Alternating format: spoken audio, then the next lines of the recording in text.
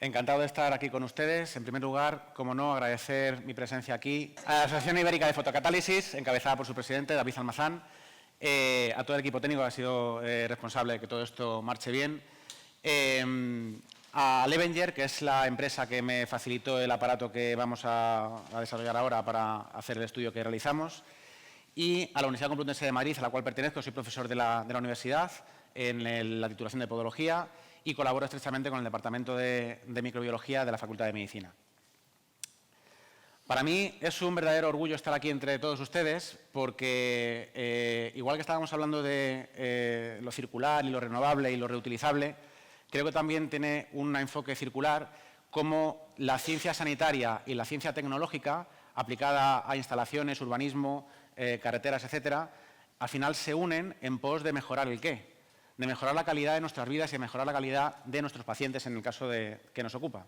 Entonces, por eso me parece hasta casi mágico o poético poder establecer la fotocatálisis como el nexo de unión entre mi especialidad y la suya. Aquí tienen un pequeño guión que vamos a seguir. Y, en primer lugar, bueno, hablarles, esta idea de la fotocatálisis aplicada en consultas de podología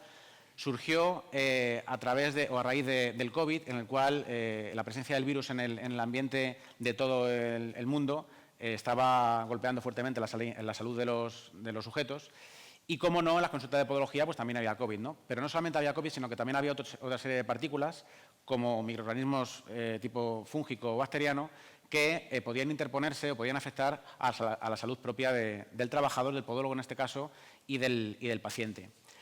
Resulta que las mascarillas que utilizábamos y que actualmente utilizamos para protegernos en la consulta de podología tienen aproximadamente unas 8 micras de diámetro, pero resulta que las partículas de polvo que se generan en la consulta de podología tienen de 0,8 a 1,6 micras de diámetro. Con lo cual, por una sencilla resta, cabe esperar que, aunque nos protejan las mascarillas de las partículas más grandes, no así de las partículas más pequeñas. Entonces, bueno, existen ya múltiples estudios que hablan de cómo las micropartículas volátiles que viajan en el aire de las consultas de podología pueden provocar afecciones pulmonares en los profesionales sanitarios, que en este caso son los podólogos. Cuando nosotros realizamos una actividad profesional en el área de podología clínica de la quiropodología, utilizamos unos aparatos que se llaman fresadoras o pulidoras, que lo que hacemos es tratar las afecciones cutáneas, es decir, de piel y uñas, en forma de un fresado que genera unos microaerosoles, unos polvos, fundamentalmente compuestos por queratina, en los cuales pueden viajar partículas fúngicas y partículas bacterianas en suspensión. Y, como comentaba en la diapositiva anterior, estas partículas suelen tener un tamaño mucho más pequeño que el que proporcionan los poros de las propias mascarillas. Ni hablar ni hablar nos refiramos de los pacientes que ni siquiera se ponen la mascarilla, sino que están en el sillón pues dejándose tratar los pies, ¿no? Entonces, pues fruto de todo esto es por lo que se les ocurrió esta posibilidad de poder mejorar la calidad del aire de nuestra consulta de podología, no solamente para nuestra protección, sino también para la de los pacientes. También se ha documentado con bibliografía científica que el asma del podólogo y las rinitis alérgicas del podólogo superan en 4 o se multiplican por 4 en la incidencia normal de estas enfermedades con respecto a la población normal, aparte de alteraciones visuales por daño ocular, conjuntivitis y, como he dicho, asma y tos productiva, fundamentalmente producidas por dos organismos patógenos también altamente comunes en la consulta de podología, que son el hongo Aspergillus y el hongo Trichophytum rubrum. Sabemos que las infecciones fúngicas de las uñas de los pies de los pacientes pueden ser de 3 tipos: aquellas formadas o aquellas producidas por hongos dermatofitos,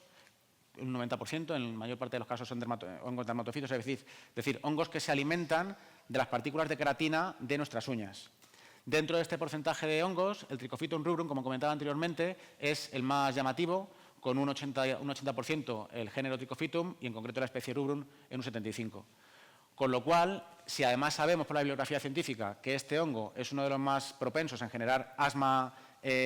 o bronquitis, pues tenemos una causa perfecta para poder evitar este tipo de afectaciones. En menor proporción están los hongos no dermatofitos, la cándida, una de las más típicas, un 5%. Entonces, se nos ocurrió, como decía, este estudio, aplicando tecnología de fotocatálisis, para intentar mejorar, para intentar depurar la calidad del aire de nuestras consultas de podología. Entonces, gracias a la empresa Lavenger, ¿dónde está Girko, que no le veo? Muchas gracias, caballero. Que nos prestó el aparato de fotocatálisis, planteamos un estudio piloto con el Departamento de Microbiología de la Universidad Complutense de Madrid y gracias también a la colaboración de David Almazán y la Asociación Ibérica de Fotocatálisis, que ahora no se me olvida. Y bueno, pues en este estudio lo que hicimos fue un estudio pre-post, cuasi experimental, en el cual cerramos la consulta el fin de semana, dejamos que todas las partículas y microaerosoles, digamos que descendieran al suelo, hicimos una primera medición basal el lunes, antes de empezar la consulta, y hicimos una actividad diaria de consulta de podología durante 4 días. Dejamos pasar el fin de semana y otros 12 días más de limpieza, digamos, microbiana, y entonces aplicamos el aparato de fotocatálisis, midiendo una medición basal, una segunda medición en el segundo día, una tercera medición en el en el segundo día, después de finalizar la consulta, y así sucesivamente hasta el 4.º día. Entonces, quisimos ver, evidentemente, cómo era el efecto de este aparato de fotocatálisis en su eficiencia de poder desinfectar el aire. Además, esta ponencia, me ha dado pena que se haya ido el compañero anterior, el catedrático Rey,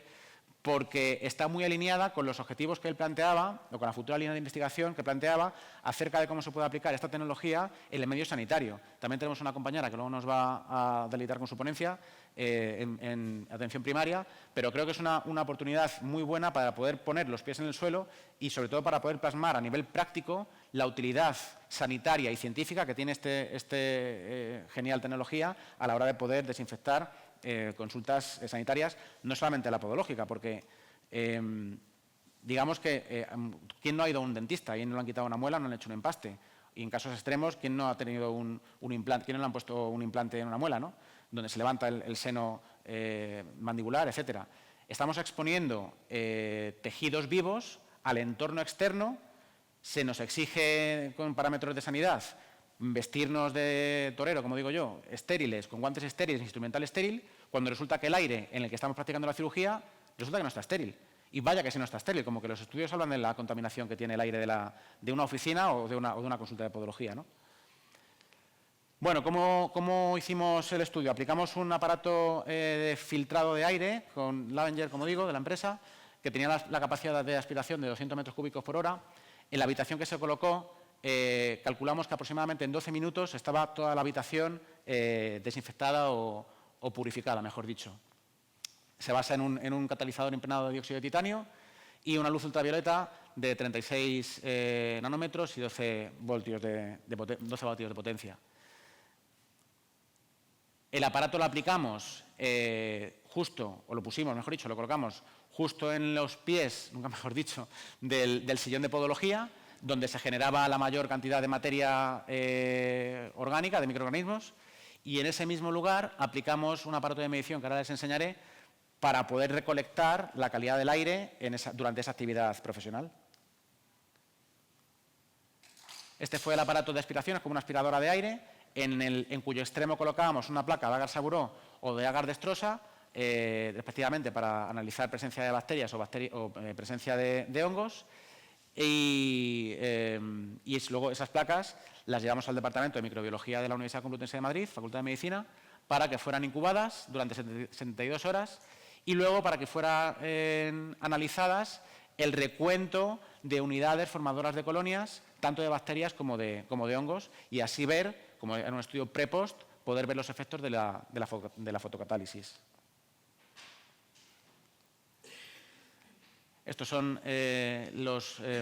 métodos de medición a nivel estadístico y la diapositiva que más me gusta a mí, que es donde se puede ver realmente el efecto que obtuvimos en nuestro estudio piloto.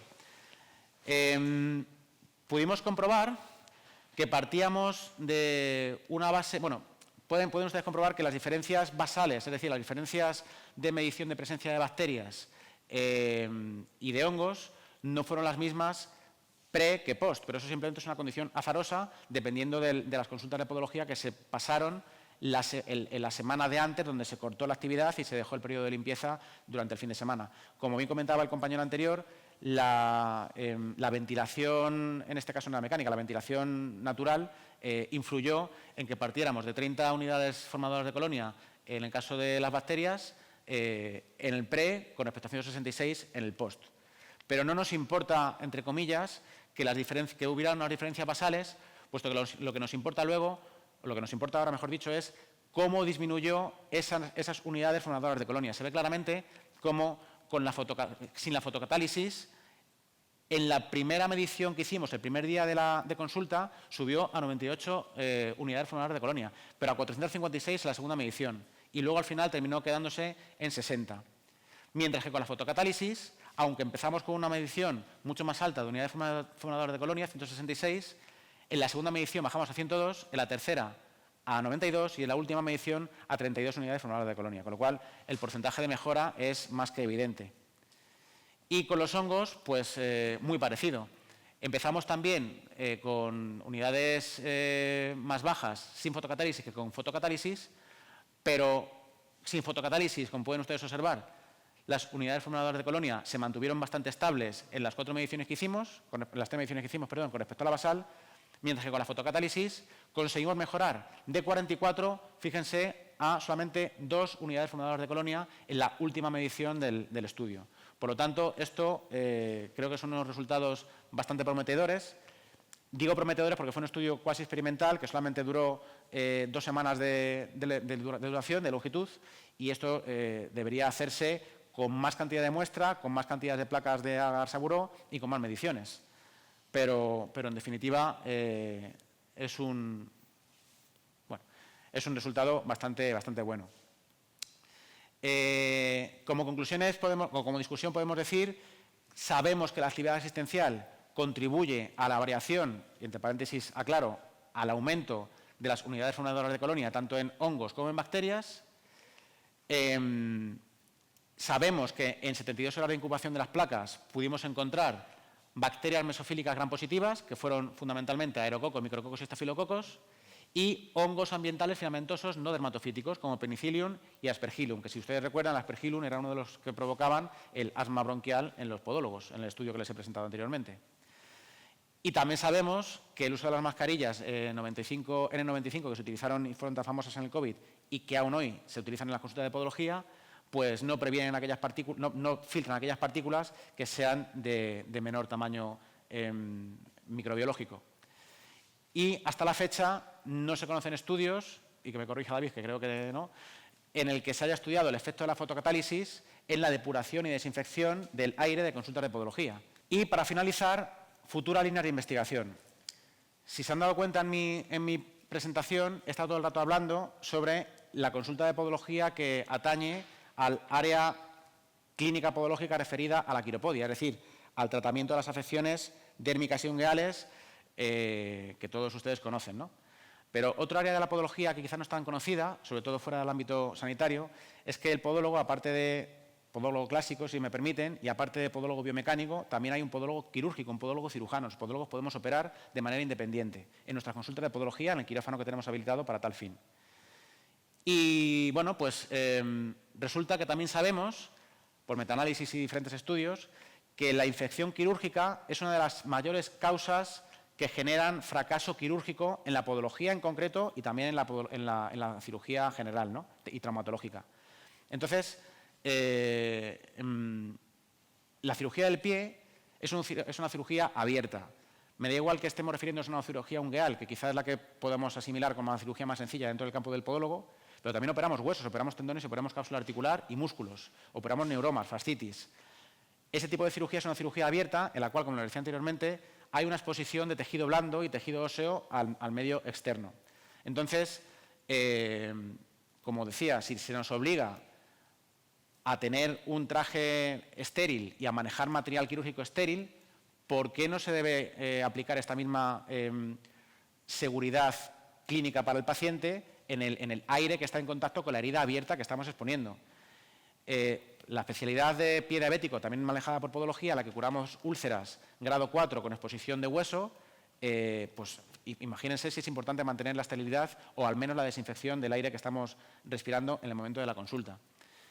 Y pásame la otra, por favor. Entonces, en definitiva, nosotros hemos observado a nivel empírico, todavía no lo hemos publicado porque es solamente una práctica empírica personal, en la que nosotros en podología, si hacemos las cosas bien a nivel quirúrgico y si planteamos un protocolo como debe ser y lo respetamos en todos sus pasos a nivel intraquirúrgico, siempre hay un pequeño porcentaje de infecciones que se pueden deber al sistema inmunitario del paciente, a que el paciente no haya seguido nuestras recomendaciones o a que hayamos actuado mal intraquirúrgico. Cuando actuamos mal de manera intraquirúrgica, la infección nos aparece en las primeras 48 horas. La infección que aparece a partir de las segundas 48 horas ya no se debe a un fallo en el protocolo intraquirúrgico, sino que se debe a un fallo del paciente a la hora de limpiarse o que no haya seguido nuestras recomendaciones, etc. Hemos observado que las cirugías que se nos infectaban, en el primer caso, es decir, aquellas cirugías que estaban achacadas a nuestra culpa, entre comillas, hemos pasado de tener 4 de cada 10 infecciones a tener 1 de cada 10 infecciones aplicando el aparato de la empresa Levenger en nuestro quirófano. Entonces, el siguiente paso es ya no utilizar un aparato de filtrado de aire, sino utilizar pintura fotocatalítica y de nuevo hacer mediciones pre-post y poder comparar los efectos que, bajo mi punto de vista, creo que son prometedores con los resultados que hemos estado obteniendo. Así que, un placer por estar aquí entre ustedes de nuevo y cualquier pregunta,